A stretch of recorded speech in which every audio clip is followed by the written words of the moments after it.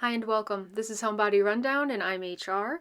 This is week 4 of a 1-month pantry challenge. I wanted to focus on using items we already had in the house, in the pantry, freezers, and refrigerators. I will buy a few items every week like produce or dairy, and I will list those items and their totals in the description for the video. I'm usually motivated to do a pantry challenge when I have a lot of foods or random foods in the house that I want to make sure I use up.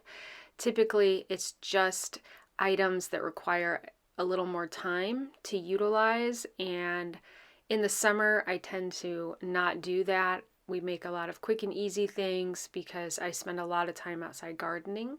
But now that it's colder, I had the time and I thought I would spend it in the kitchen. This week I am cooking for myself, my husband, and youngest child, and we eat a mostly pescatarian diet, but details of our diet and the rules I made for this pantry challenge are in the description. One thing I definitely do not spend time on much in the summer is making bread, but it always sounds so good to have fresh, warm bread once it gets chilly outside. And today I'm using this America's Test Kitchen recipe to make a focaccia, which I don't recall if I've ever made one of these in the past. I could have, like 20 years ago, and I just don't remember. But I have not made this recipe. Mixing up some tuna for a quick and easy snack slash lunch.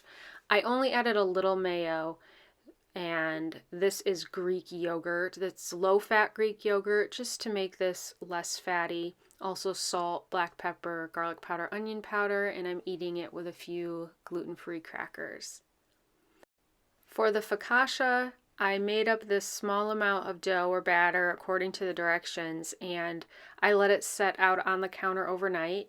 It looks, I do not like the look of this. I don't like all those little circles and bubbles, but I followed the instructions, wrapped it tightly in plastic wrap, and then you add it to the rest of the ingredients, the dry ingredients, and then add more water. I am not following all the instructions for this recipe because it has more hand kneading. You work this dough quite a bit. I prefer to use the KitchenAid mixer, so I'm sure if you follow the directions exactly, it would make an even better product in the end. Breaking up a log of goat cheese from Costco. This is a shallot that I diced up. I'm out of onions, and luckily I had a shallot left, so I'm using that. Into the KitchenAid, I have eggs with milk and all the spices, including turmeric. That's why it gets this darker yellow color. This is a pre-made pie crust that was frozen. I defrosted it in the refrigerator, and instead of using a pie plate like normal, I wanted to try using this medium-sized rectangular dish because it has a lid, and that just makes storage a lot easier. Into the pie crust, I have added in the goat cheese, roasted red peppers, shallot, and I initially had cut part of the crust off the edges. I thought it would be too tall, but then when I was looking at how much egg mixture I had, I decided to add it back on because I was afraid it would be too short. Here is the focaccia dough. It is a time commitment to make this because you do have to keep working it and then recovering it, putting it back. Well, I don't think I put this in the oven. This was just sitting out on the counter to rise again.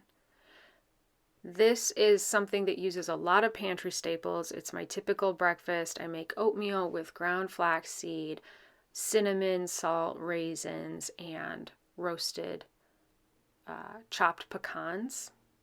I do keep the pecans and the flaxseed in the refrigerator. Working that focaccia dough again. And here is how the quiche looked, and I did not need to add that crust back on. I think next time I would just make the sides a little thicker but push it down farther because these top edges were a little hard to cut through. Eventually, I took the spatula just to loosen everything off the sides. I did spray, or I did not spray this pan because the pie crust usually has enough fat. It doesn't stick in the pie plate, but in the future I may spray the sides at least if I keep using this dish. Here's an edge piece. It probably could have baked a little longer. The bottom wasn't as done as I would prefer it to be. Maybe put some tin foil over it next time, but I was able to just put a lid on this when it was cooled down, and that was super convenient. And it tasted very good. Got out pie plates for the focaccia. I thought they were all Pyrex. This one says Fire King. And out of the freezer, I just wanted to show you really quick, I got out cookies because we were out of a dessert in the house. The recipe said to make use 2 cake pans. I am using these glass pie dishes, and I'm using 3 of them. I was hoping to make some smaller loaves of focaccia that I could freeze. Here is the dough. It has a lot of bubbles in there. You can see some big bubbles, and it's very sticky. I use this very thin, more stiff spatula to get it out of the pan. And I am wearing gloves primarily because my skin's very dry, and it just helps me to avoid having to wash my hands as much. Trying to measure this into 3 kind of equal pieces, and I failed. One was definitely bigger than the other 2. And in the future, after making this, I think next time I will just use a cake pan, a large glass cake pan, and do it all together. But anyway, I made these into 3 rounds, put them into the Pyrex dishes that I had coated in olive oil and sprinkled with some kosher salt. And then I don't know if it was in the instructions, but I decided to flip them over and just coat both sides with some oil and salt. Then you try to stretch the dough a little bit. So this one here, closest to the camera, almost filled the pie plate. And I realized that by making these smaller loaves, you miss out because it wasn't going all the way to the edges, so you don't get that crunchier edge on the focaccia, which is the part I really like. So that's why I think in the future I'll use like a 9x13. If you were using metal cake pans, I would assume it will bake through a lot quicker. For me, the tops got a little darker, but the bottom of the loaves looked really good, and it was baked all the way through. Going to cut this one open so you can see what it looks like. This was the thickest one, and it looks really nice. I think it looks fantastic, and it tasted amazing. Oh, here's a thinner one, and it was so stretchy and soft in the middle, and it was very good. The olive oil and salt on it was wonderful. I think the recipe I was using, it was for a rosemary focaccia, but I just left out the rosemary. Another quick and easy lunch. I am utilizing the rest of that shallot, olive oil, red pepper flakes, and I have multiple lemons in the refrigerator, and I really felt like a lemony pasta. And I already had cooked spaghetti in the refrigerator. So I did lemon zest, and then I'm adding in lemon juice. I didn't want to add all of it. I wanted to taste it first to make sure it wasn't overpowering. Added spices. This included Italian seasoning and parsley. And this is roasted garlic that I got out of the freezer. Needed a little more oil and water so that it wasn't too dry, and made a bit of a sauce. And this hit the spot. This was really good. And I did add Parmesan cheese as well. Going to make apple bread. This is something that I make probably once or twice a month, and it does freeze really well. I use a modified banana bread recipe, and I do not use fresh apples typically. I have in the past, but the last maybe 5 years or so, I only use applesauce unless I have apples that I really need to get used up. I replace part of the all-purpose flour with whole wheat flour. I typically will add in some flaxseed, and I add in way more cinnamon than the recipe calls for. And that's why the batter has such a dark color. It's because I add about a tablespoon of cinnamon instead of a teaspoon of cinnamon. I bake this in glass loaf pans, and they do not make tall loaves. These are pretty short loaves, and it didn't quite look right this time. I had pre-measured the ingredients the night before and had them all in one container, and I'm wondering if that kind of messed up the powder or soda or something. But it tasted great. It was fine. Chopping up baby carrots, I want to add them into a vegetable soup. I have white beans that I defrosted from the freezer. That is something that I make in the Instant Pot, and I have some liquid in with these beans.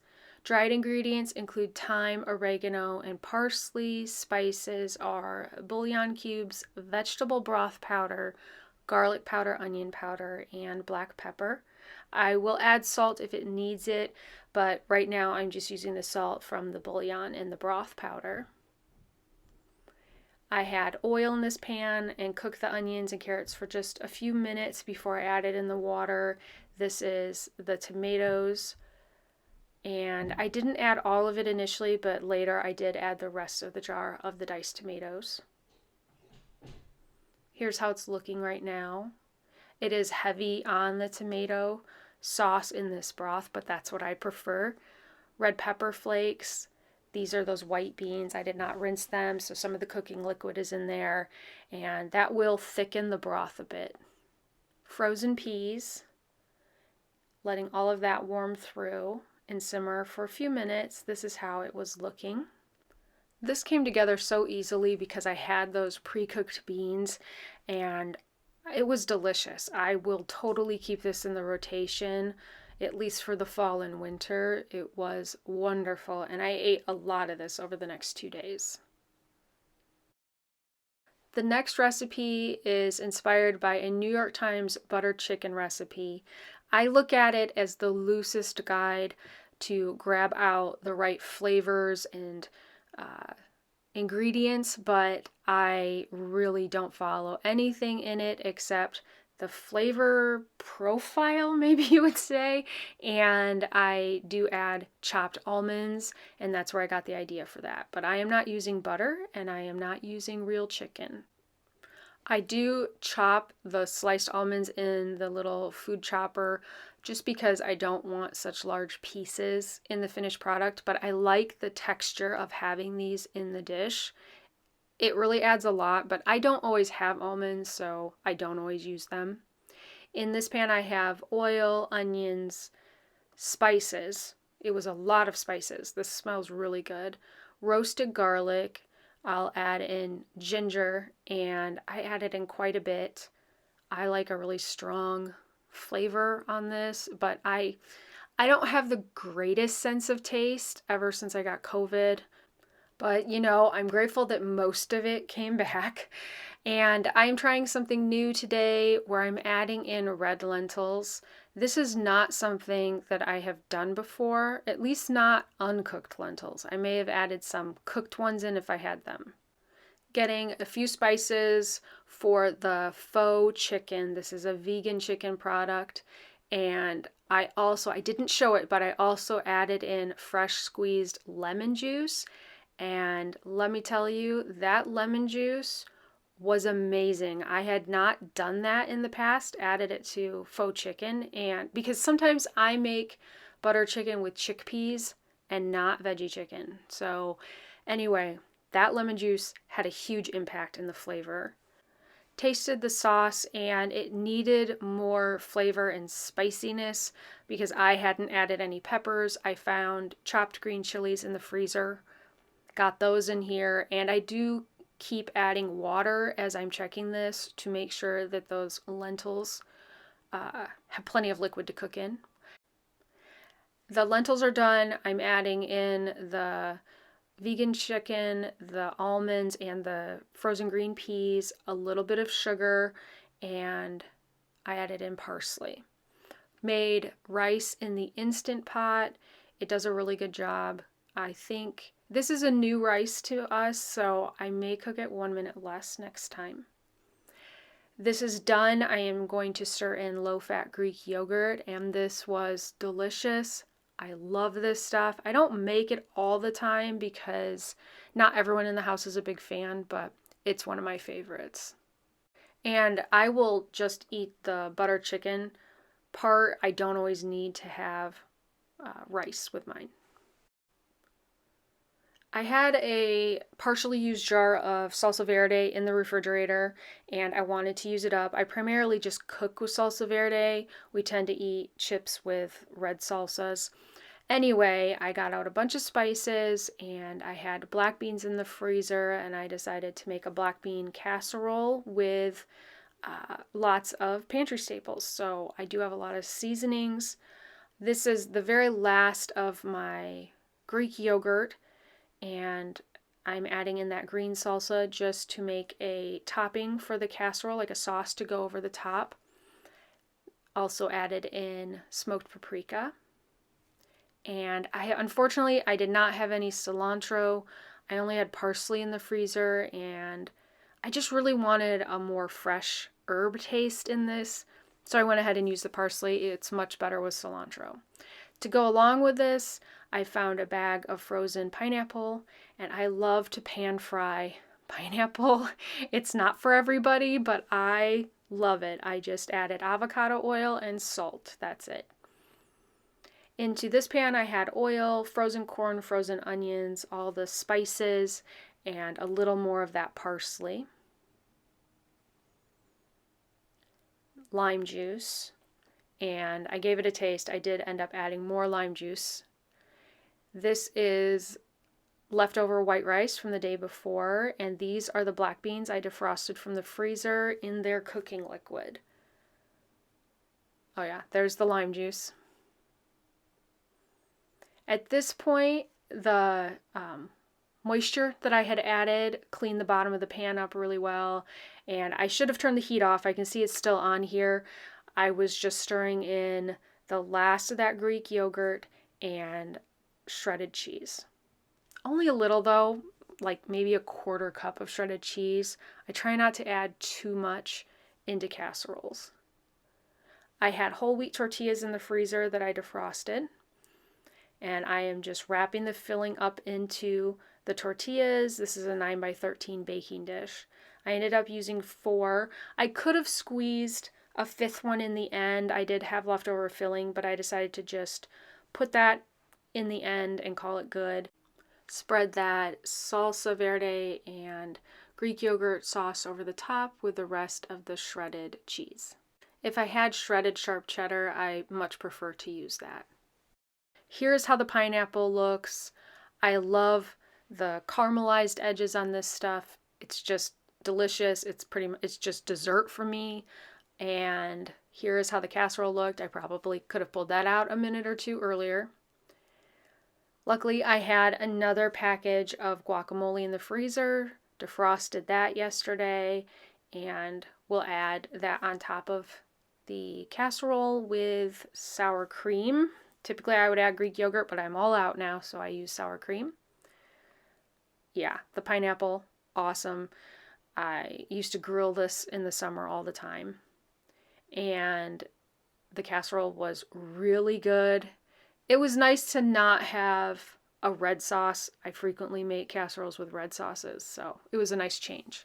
I'm making blueberry muffins on this day. The day before, I mixed up whole milk from a whole milk powder and put that in the refrigerator overnight. In my KitchenAid, I have milk, egg, oil. I replace part of the sugar with maple syrup, and I do not add all of the sugar. These are not a very sweet muffin. Getting all the dry ingredients in there, and I do use the whisk on the muffin mix. It has a dark color because I do use some whole wheat flour and I add a lot more cinnamon than the recipe calls for. I do not use the whisk to mix in the blueberries. I will just do that by hand, and it lets me make sure that everything on the bottom of the mixing bowl gets mixed into the batter. While the muffins are in the oven, I am mixing up chocolate chip cookie dough. And I have all the ingredients out here, including butter and shortening, 1 egg. I do add less sugar, at least when I'm making them just for my family. If I was taking cookies somewhere, I tend to follow the traditional recipe. But my family is fine with less sugar. And plus, I add in a cup of chocolate chips, so they're good. Replace part of the all-purpose flour with whole wheat flour. Sometimes I add flaxseed, ground flaxseed, but I did not do that on this day. And because I'm not using the whisk attachment, this is the paddle attachment, I will mix the chocolate chips in the KitchenAid mixer bowl. Here's how that's looking. And the muffins are done now. I do not let them sit in these ceramic baking tins very long because these things hold on to heat. So I try to pop them out and get them onto a cooling rack as soon as I can. Here's how they looked. Found one that had a lot of blueberries. These are really good, but like I said, they are not overly sweet. The cookie dough, my husband helped and he scooped these out with a 1 ounce, scooper thing. I don't know. Anyway, normally I would press the dough flatter, but I thought I would try it just heaped up like it comes out of the scoop. I thought maybe that would make the center a little soft, and it didn't really because I think I was a little paranoid and I let them go a minute longer than I should have because I wanted to make sure they were baked through. But they were good. I mean, they're very good. They're just more of a traditional cookie, I would say, and not as soft and gooey in the middle, which is what we prefer.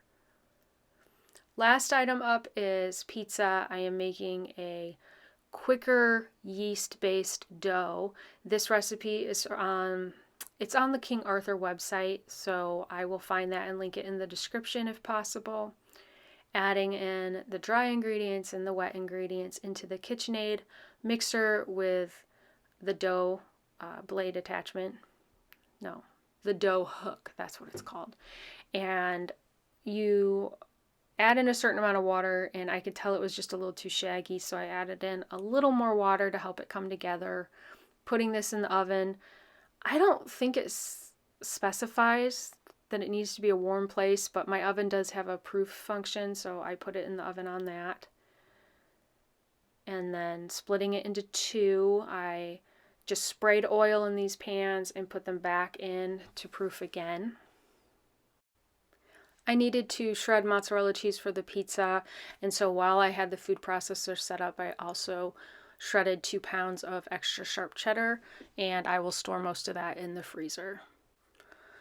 I found green olives in the pantry. I have goat cheese, vegan pepperonis, sun-dried tomatoes that are already chopped really nicely, and of course the mozzarella cheese I just shredded. Here are the dough and getting those stretched out a little bit, just kind of pushing them into the shape that we want. And I am not using the pizza stone on this night. I just didn't want to bother with it, and I already had the cookie sheets out for the chocolate chip cookies earlier. So I am just using those cookie sheets with that parchment paper, and I just brushed off the cookie crumbs. This is just going to be a cheese pizza. I'm adding a little nutritional yeast, garlic, salt, and Parmesan to the mozzarella and sauce. And we prefer a thin crust pizza. And so I have made these, I've stretched the dough much larger than what the recipe calls for. If you make it the size, I think it's like 10 to 12 inches, then it would, be a more thick, delicious crust. But we're trying to eat a little less bread in every bite. Getting all the toppings on this one. Now, the sun-dried tomatoes really darkened when I baked them. They looked almost black, but they were not burned. So I'm not sure if I should just make sure to have those covered in cheese if I don't want that to be as noticeable. Here's the cheese pizza. So this one I did make a little smaller and it has a thicker edge on it, but you can see it's very thin in the middle. And because I put it onto a cookie sheet that was not preheated, the bottom is not crisp like if I had put it on a preheated pizza stone. But it was really good still. And here is the one with kind of all those toppings on it, and this was delicious as well. Just a very, very thin crust. Well, this is the end of the fall pantry challenge that I've been doing for 4 weeks. I've really enjoyed getting back into cooking after the summer, and I've pretty much been baking or cooking something every single day, except maybe 1 day a week. And it's been really nice. I mean, we've had lots of food in the refrigerator to eat for meals, and I've been able to put some in the freezer to warm up later. If you enjoy this kind of content, I do plan to still make cooking and baking videos sporadically, and then I will probably do another pantry challenge after the Christmas holiday season. As always, thank you so much for watching.